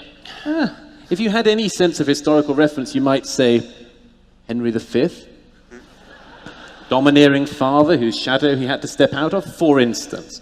But Henry V, Smith, who knows about that? So everything's Hitler. So if we agree that the one thing we're all meant to do is not become Nazis, you build these incredibly deep, big trenches around anything you think could be, as it were, something that would lead us back to that. The problem is that people who have done that trench building include people who are doing it for their own personal political gain. So they build a set of trenches around their political views, and they say, if you come near this, then you've trodden into that trench and you're a Nazi. Some of it is for short-term convenience, and I have no doubt that some of it is sincere. But the amount of lying about it makes me doubt that last bit. And let me add one other thing to that. One of the books I recommend people read most to do with politics is a brilliant book by Paul Berman, who I think you know as well, called Power and the Idealists. It has, by the way, the worst subtitle of any book. It's called Power and the Idealists, The Strange Passion of Joschka Fischer. Now, distinguished left-wing German politician though he is, it doesn't leap off the shelf. Anyhow, The Strange Passion of Joschka Fischer is an amazing book, which I wish was taught in schools, because he describes in this book how this group of Germans who grew up in the 1950s had one aim. The one aim was, we're not going to become like our parents. Okay. They think it's enough to orient their politics around. What happens? The Green Movement melds with a part of the German left, a whole set of things happen. They end up agreeing with the PLO and the hijackings in the late 60s and early 70s, and before you know it, one of Joschka Fischer's housemates is on the plane as it's on the tarmac, and he's separating out the Jews and the non-Jews. We've done it again. The one thing we were meant not to become was the people standing on the ramp saying, right or left, that way. And we did it. We went all the way around. So there's something about this that I just wish was better known.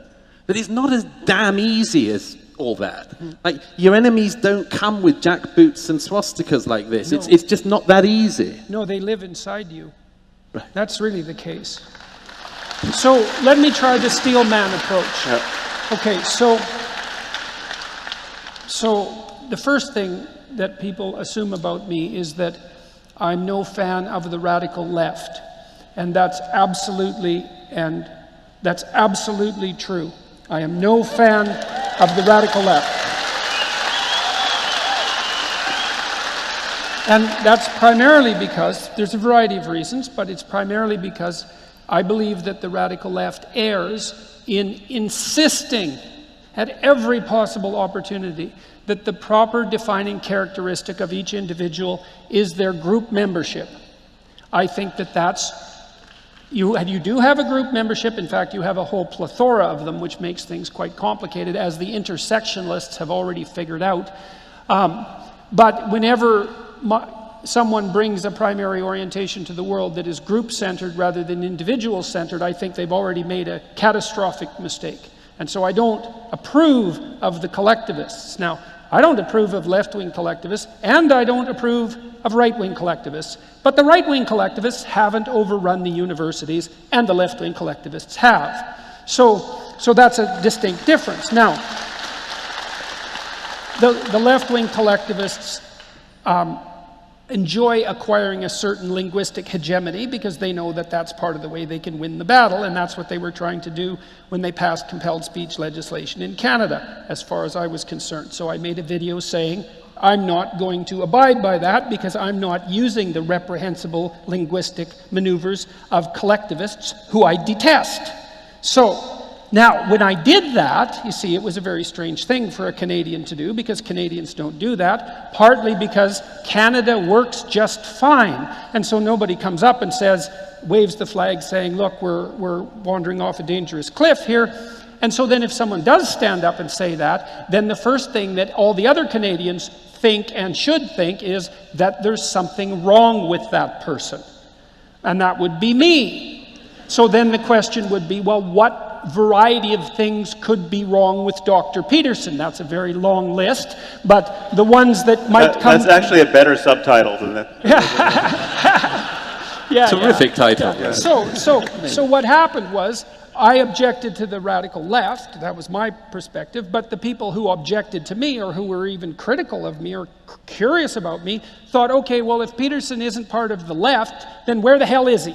And the answer could be, well, anywhere on the political spectrum, including Nazi. And of course, that's hypothetically true. And if I was a Nazi, then that would be really useful for all the radical leftists, because if you're a Nazi, as Douglas has already pointed out, we've already decided that you're a bad person. And if I was a bad person, then no one would have to listen to me. And so it was in the interests of the radicals whose positions I was disputing to cast me as a Nazi. But it was also a reasonable cognitive maneuver because there was some possibility, although it's infinitesimal given the tiny proportion of actual Nazis in our society, that I would in fact be one and have gotten away with hiding that at 2 major universities for 25 years. And also,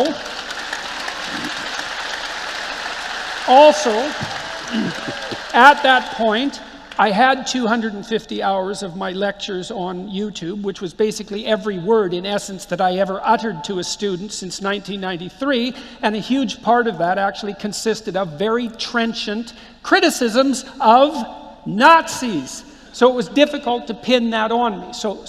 But to give my critics credit, they had their reason for vilifying me. And the reason was, if you object, you might be a villain.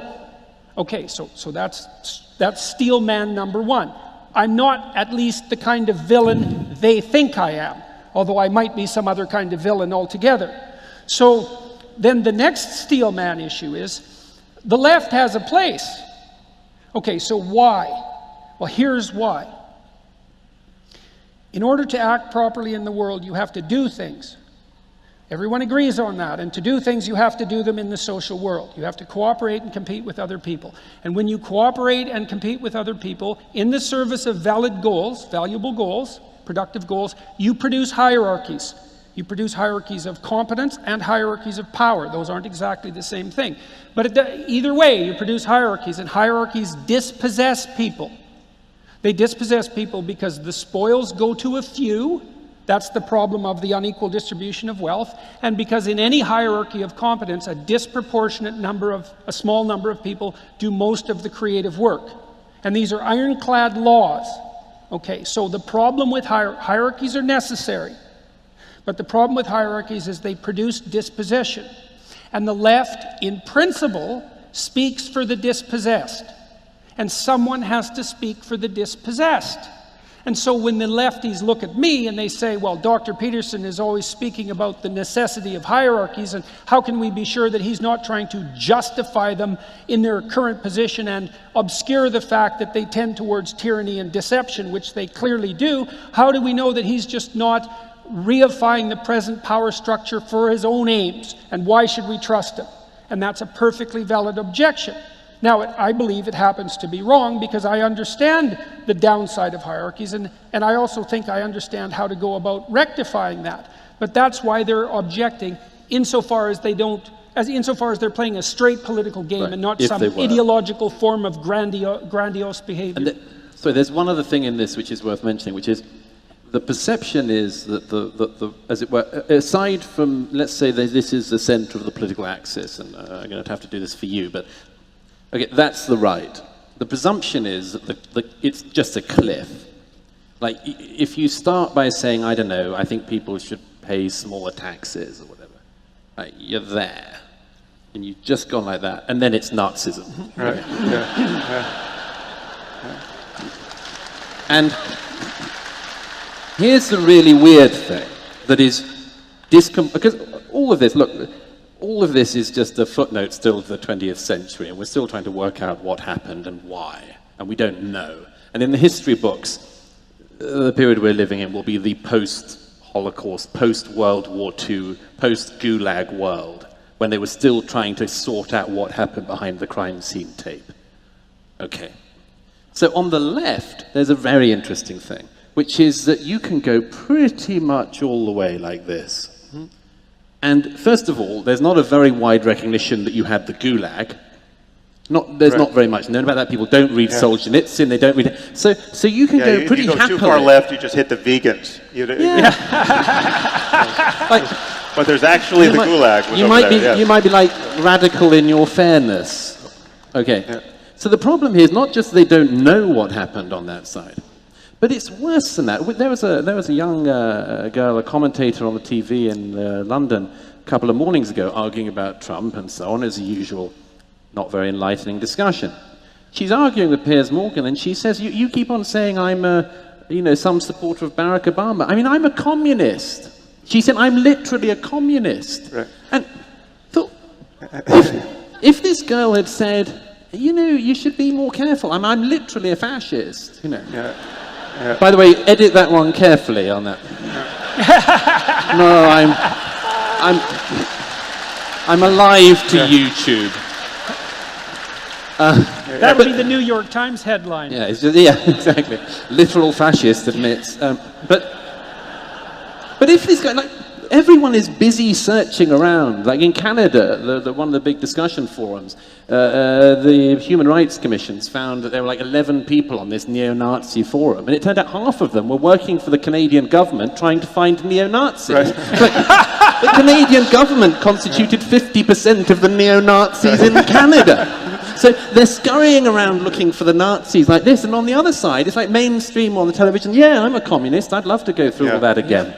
Well, okay, so here's another problem. This is a really interesting problem. Okay, so you brought out two things, and one is no one knows about what happened in Maoist China or what happened in the Soviet Union, which is absolutely appalling because we should all know that. And so there's obviously a cliff on the left side. Now, I would say actually there is the possibility that as you move farther out on each end of the political spectrum, the rate at which you deteriorate accelerates. So it's not linear. I think that's possible. But having said that, that's also the case on the left. Now, one of the things we could say is, well, those idiot leftists should get their house in order because they won't differentiate themselves from their radical brethren. Okay, so now we might ask, well, why? We might ask two things. Why? And whose problem is that exactly? Okay, so the first issue of why is, well, people who are left-leaning have a hard time drawing boundaries. That's what makes them left-leaning. And I mean this technically, because left-leaning people are high in openness to experience, which is a creativity trait. So they like information flow, and they don't like borders between things. And they tend to be low in orderliness, so disorder doesn't disgust and upset them. Okay, so they can't draw boundaries, and that's why they're on the left. But boundaries have their problems, so there's some utility in people who don't like them. Okay, but the second problem is, and this isn't a problem that's only germane to the left, it's the problem of the damn 20th century. It's like, okay, when does the left go too far? Right. And the answer is, nobody knows. Like, with the right-wingers, you can tell, man. It's like, they make a claim of ethnic or racial superiority. It's like, box, Nazi. Right, and then you can see that this happens because even back in the 70s, when William F. Buckley was sort of the leading conservative, he put a box around the Ku Klux Klan and the John Birch types, and he said, "I'm not you." But none of that's happening on the left. Okay, why? Well, they say, well, we stand for diversity. It's like, well, everyone likes diversity. And well, what about inclusivity? Damn right, man, let's include some people. Well, what about equality? That'd be good, that'd be good. Let's have some equality. It's like, okay, well, how much equality exactly? Well, then it's gradations, right? Well, equality of opportunity? Damn straight. Equality of outcome? Sounds good. How about no? Under no circumstances whatsoever. But, you know, I can't... Look, but here's the problem, man. You get somebody saying race or ethnicity group member X is detestable because of their group identity, and you think evil Nazi, but then you see someone say, well, I just wish that everybody could have an equal outcome. And what are you going to do? Are you going to punch them? That's what you're supposed to do with Nazis. No, you're not. You're going to think, oh, that's a pretty nice person. And it's like, just because you're nice doesn't mean you're good. And just because you stand for equality of outcome doesn't mean... Right, but the thing is, it's a complex technical problem, right? Because it looks like you need a multivariate equation to define pathology on the left. It's like, well, if you believe this, and this, and this, and too disproportionately, then we have to put a box around you. But it's not like someone wears a symbol on their damn shirt or tattooed onto their face that enables you to identify them. So we have a real structural problem here. We don't know how to box in pathology on the left. Yeah, no one knows, including the moderate leftists, but none of us know. An additional problem is that many of these issues may not have a solution that we can happily live with, right? So let's sharpen this up, and this is more in the interest of steelmanning our critics. You take a problem like immigration. Right now, the intuition that's driving the left, I mean, let's take the extreme case of an open borders ethic. You know, but borders are illegitimate. Borders are just in principle a sign of selfishness and xenophobia and unearned privilege. Right? None of us can take credit for the fact that we were born into the societies we're born into. And yet we have all of the advantages of having been born there. And so it is with all of you. I mean, none of us are currently living through the civil war in Syria now. And that's a good thing for all of us. And so the concern here is that the moment you say, well, immigration is potentially a problem, right? We can't just throw open the borders to all of humanity, because what would happen? What would happen is people would continue to cross those borders until the level of well-being in the developed world diminished so much that there was no reason to cross the borders anymore, right? I mean, it would be just like some principle of osmosis, right? So okay, so it's even worse than that. So, but the concern is that this is totally, ethically speaking, this is a totally illegitimate situation. I mean, and to shine a bright enough light on any particular story in Syria, say, I mean, you give me the right family with children, and I learn enough about them and their plight, and I recognize within 30 seconds that if I were them, I would be desperate to get to Dublin or New York or San Francisco or anywhere but Syria, right? And it seems like a completely, it seems evil to in any way perpetuate this lottery, where you pulled a bad ticket, and sorry, this defines the rest of your life and the lives of your children, and there is no bright line where any of us, well-meaning people, wherever we are on the political spectrum or wherever we are in any other question, there's no bright line where we can say, aha, that's the solution that we know is ethical, that we know we can defend against all comers, and it can survive every test of narrative. I mean, this goes straight to the power of stories. You tell people a compelling enough story about one little girl, and it changes policy. I mean, isn't that what happened to Angela Merkel? I mean, she just was faced with one denied refugee, and all of a sudden the policy for Europe changed. And so this is, again, I'm not saying there's a solution to this, but this is the fear, that there's an imputation of callousness on the part of, I'm now speaking specifically to you, Douglas, because this has been your issue more than ours. Yeah, but how callous must you be to be worrying about immigration? And that's obviously there's a counter argument from the right side, but there's an ethical core to it that is difficult to dismiss. And this is something which, I mean, it's not just that issue, it's almost every issue. We were talking a bit about this at dinner, that I mean, we seem not to be, well, we just aren't ready for the communications age we're in. Right. And we're just not ready for it. Our brains are not yet able to cope. Let me give you an example.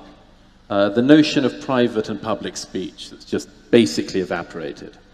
So that this is the problem. Try out an idea with your friends. Just throw around an idea. We've all done it. Throw around ideas with your friends if even one person is videoing it and might post it. This is the world we're all in. It's too dangerous to try things out for most people. That's a problem of no borders. And so this is it. So we are always vulnerable that for instance, most people in Europe, for instance, want borders. I mean, like overwhelming majority in every country want there to be borders. But if you show them footage of somebody being turned away at a border that morning, we don't know what to do with it. We have abstract principles we need to abide by, we want to abide by, everybody wants to abide by it, but we don't know what to do in precisely this era. And I think we've just got to, among other things, work in all sorts of ways to find ways to think about this that are deeper than the ones we've managed so far. One of them, yes, is to cope with the idea of the unbelievable luck that we've all got. Unbelievable luck. And then the questions from that. If I'm lucky, what are my priorities? What are my obligations? What are my obligations? Because I'm lucky. What are my obligations? And some people say my obligation is to share my home with the rest of the world. In fact, it's not that, it's worse than that. Because I know lots of people who've taken in a refugee and things like that, okay, and I have unbelievable admiration for them. That's really walking the walk. But it's a different thing. These are people who called your bluff when you said, I don't see you taking in refugees into your home, and they said, oh, actually, there's one in the living room right now. I always want to turn up to their houses with some refugees and say, I've got yours. Right. And they go, there also aren't 50 in the living room. Exactly. Right, and okay. So let's elaborate on this a bit more. Okay, so the issue is borders exclude, right? And that's a postmodern proposition, or maybe you could take that even further. That borders exclude and privilege those within the borders. It's like yes. Okay, so let's take that seriously. Now, part of the seriousness is poor, innocent children are hurt at borders. That happens all the time. Okay, the question is, are you willing to give up the borders? Now let's think about what borders are. Your skin is a border, okay? And your prejudice in protection of your skin. For example, you won't just sleep with anyone. You reserve the right to keep that border intact, right? And to be choosy about the manner in which it's broached. You likely have a bedroom, it probably has walls. You have clothing. You have a house, you have a town, you have a state, you have a country, and those are all borders. It's borders within borders, within borders, within borders, and you need those borders because otherwise you will die. So we could not be too hypocritical about the damn borders. It's like we don't know how to organize fragile things without putting boundaries around them. And you see that in Genesis, right? As soon as people realize that, I'm sneaking in a little religion here in case you didn't notice. As soon as people realize, they become self-conscious, they wake up and realize their vulnerability, the first thing they do is manufacture a border between them and the world. And we need borders between us and the world. And we pay a bloody price for borders. And I say those words very carefully. We pay a bloody price for borders, and it's often in the price of other people's blood. And so then the question might be, well, how should you conduct yourself ethically in a world where other people are paying in blood for your borders? And the answer that I've been trying to communicate to people is, get your damn house in order. Bear as much responsibility as you can. Act as effectively as you can as an individual in the world. Because then you can justify your privilege. You can justify your luck and your good fortune. And maybe within the confines of your border, you can be more productive and useful than you would be in the absolute absence of borders altogether. And it seems to me that that's the case. And then we have to have a discussion. Okay, the left doesn't like borders and the right is more fond of them, and they're both right. And so because we don't know how strict the border should be or how permeable it should be. It shouldn't be absolute, so nothing moves between borders. Everything dies then. But if the borders disappear, then we can't survive. So we have to have a discussion about borders all the time, and that's partly what we're doing here. We have to be more sophisticated about these sorts of things. Very few people end up getting held accountable for their own views in this matter, as among so many others. There's an enormous amount to gain by saying something that's wrong, and there's very little to gain by saying something that's right on this. I mean, it's just a world of suffering. Right. And look, the problem with this, I mean, look, this is your area of politics more than it is mine, but these lines that are being put down on the left at the moment, of which this is one, these other ones that are now coming up, I mean, today's one, you can't now act a role that you're not. Scarlett Johansson, yeah. You can't pretend to be someone else. Like, this is a brand new rule. I'm talking about Scarlett Johansson, who was cast in the film as a transgender woman, I think. A man who become a woman. It might have been the other way around, but it scarcely matters. Yeah. Oh, it matters. Oh, that's your fascist moment. Yes, that's my privilege talking. Well, it's interesting because that's actually a boundary too. That's actually a border too. It's another case where these things reverse in a perverse manner. But like, where did that one come from? Yeah, well, it probably came from the West Coast. Exactly. Yeah. Well,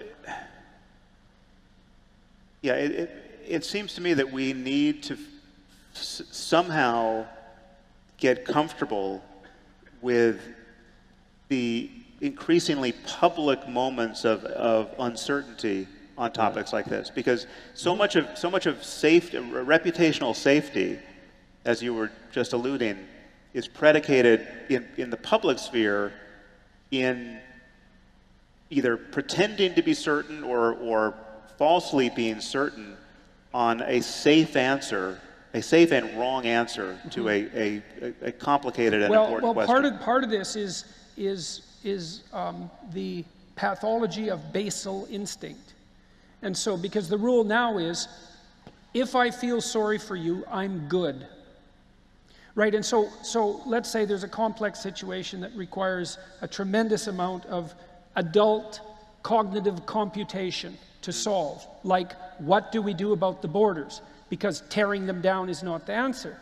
Well, the person who stands up and says, well, I see someone who's hurt by a border and I feel empathy for them, then immediately says, therefore I'm good, which isn't so bad, but therefore I'm also morally superior to you.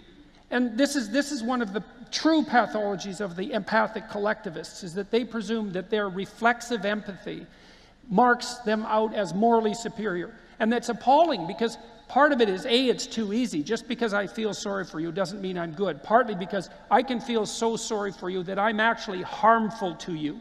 And that's what happens in the case of overprotective parents, for example. So we know perfectly well that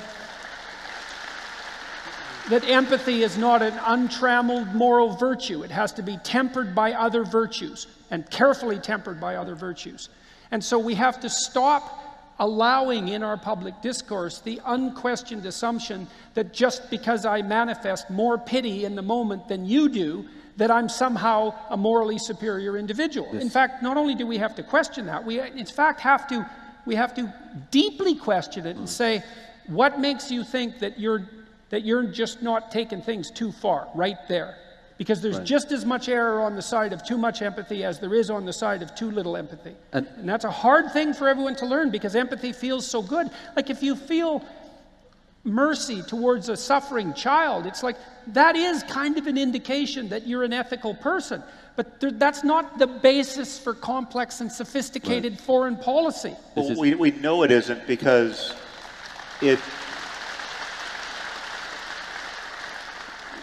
we know our empathy diminishes in an almost linear way with the numbers of people to empathize with, right? So we spoke about this one night in Vancouver, but this has been tested where if you tell someone about the plight of one little girl, you will elicit the maximum empathic response and the maximum of an altruistic response. They'll give the most amount of money they're going to give to any cause to one compelling story to save one little boy or girl.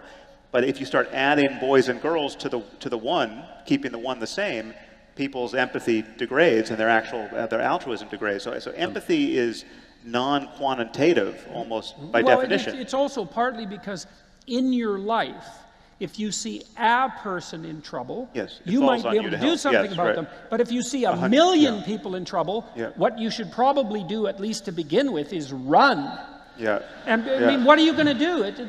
Maybe you could give $1,000 to one person, but if you divided that up among a million, all that would happen would you would have no money, and they wouldn't be any better off. But this is to say that so much of moral progress today entails unhooking from the highly salient empathy-driving story and connecting with the actual quantitative reality, to learn that it's 500,000 people dying every year from heart disease or whatever it is, or there's 500,000 people dying in this famine. The fact that can't be made sexy for our news cycle, right? The fact that we lose attention is something we have to figure out how to correct. Well, it's also akin. It's very interestingly akin to your objection that you raised before. Is that there are adult forms of solving problems that aren't akin to children's play, which is something, by the way, I agree with, because I don't think that the manner in which children organize the world is the end of the way that things should be organized. It's the basis for some of the organization. But this is akin to the same issue, is that the basal motivational responses, the emotional responses, no matter how well-meaning, aren't of sufficient conceptual sophistication to deal with incredibly elaborate and complex systems. And then you have another problem too, is that, well, that's really troublesome for people because they want to do the right thing globally. And then you tell them, look, you don't know anything. You don't know how to take this insanely complicated system that we have and improve it. And just because you're feeling pity doesn't mean that you're an expert in the retooling of hydroelectric systems, for example. And there's one straightforward way to do that. I mean, I'll give you an example. There's a brilliant Kurdish demographer who's a Swedish citizen now, who cited this fact that it costs the same amount to bring one refugee and keep them in Sweden as it does to look after 100 refugees in Jordan, Turkey, or Lebanon. Okay. So the obvious thing from that is you say, look, it's madness then to be, for instance, bringing in thousands of refugees to Sweden. You could be looking after hundreds of thousands of people in the region. Why is that still a tainted argument? It's because people aren't sure you're not going to smuggle in racism with that. That's why. I think, are you sure you're not just coming up with this demographer stuff in order to... It's like you're smuggling in Hitler, like the religious type smuggle in Jesus. You're going to start with NGO figures, and before we know it, it's Auschwitz. That's what they think. Right. But here's the thing. The shortcut solution to answering almost every single one of these problems is assume that your interlocutor has good motives. Assume that they are being honest in the way that they're looking at it. And that's why I say... have a comment about that. Okay, so this is something I deal with in my clinical practice all the time. Okay, so imagine that you're naive. And then what you are when you're naive is someone who thinks you trust people, because you think everybody has good motivations, which is some sense what Douglas is recommending. And they say, well, that's just naive. It's like, just wait a second, though. Because here's the developmental pathway. First, you're naive and you trust everyone. And then someone cuts you off at the knees. Or multiple people do. Or maybe you cut yourself off at the knees because you trusted yourself too much and you didn't take into account the malevolence that lurks in your heart and the hearts of others. And so that you get traumatized by betrayal. And then you become cynical. And you think, Jesus, I'm a lot smarter now that I'm cynical. And you are, because cynical is actually a move up on naive. But it's not the last move. The last move is to transcend cynicism and to say that even though I know that there are just as many snakes in your heart as there are in my heart, I'm going to hold out my hand in trust, because that's the best way to elevate both of us. And that is the prerequisite for a sensible discussion. And to concede that, this is why I'm always going on about Aristotle on this, to concede that it's not between good and evil, but between competing virtues. That when it comes to something like the borders discussion, you're dealing with justice and mercy. You cannot only be driven by one of those virtues. That's right. Mercy itself will lead you to hell. Justice on its own, blind, unseeing, can lead you to hell. Yes, exactly. Well, and so this also, and we're running very short on time here, so we should figure out how to wrap up. But this is also why your emphasis on truth and the emphasis on truth is so absolutely important, because you and I obviously differ on a variety of different things, and as Douglas does with both of us. But, you know, that doesn't mean that I think that you're a bad person. I don't think that. Actually, what I think and what I fervently hope is that some of the things that you think are wrong actually turn out to be right in a way that would be extremely helpful to me and everyone I know if I incorporated them. Like, I really hope that, because I'd rather not be stupid and wrong if I could help it, because then I don't have to wander into a pit. And so I'm hoping that if we can have a genuine dialogue and we can tell each other the truth, which is the crucial issue here, then I can find out what you know that I don't know, and that'll make me stronger and it'll fortify everyone around me. And that's the basis for the right and responsibility of free speech, right? You have the right of free speech, but that's so that you can be a responsible bearer of free speech, so that you can say the truth, so that you can set the world right and adjust the hierarchies and make sure the borders are properly functional, and so that we can keep this thing going properly. And that is all dependent, at least in part, well, in large part on the truth, but also to some degree on this faculty that you described as rational. Because we're engaged in I know rationality isn't enough, that's my sense, you know, but it's certainly an adult form of communication, and it's definitely the prerequisite to a discussion like this, which seems to me to be highly useful, and which I'm so happy that you're all willing to participate in, how strange that is, notwithstanding.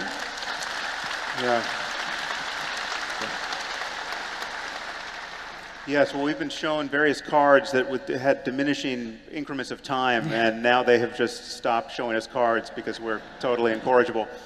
I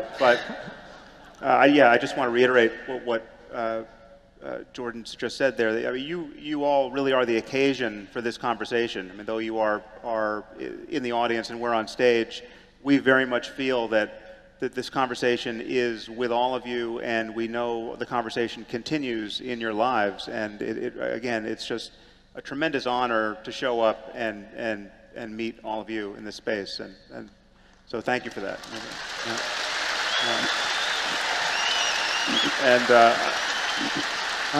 I want to thank both of these men. We have never gotten together before like this, and it's a great pleasure to be confronted and cajoled and in your company. Likewise. Yes. Thank you. Yes. Thank you, Jordan. Yeah.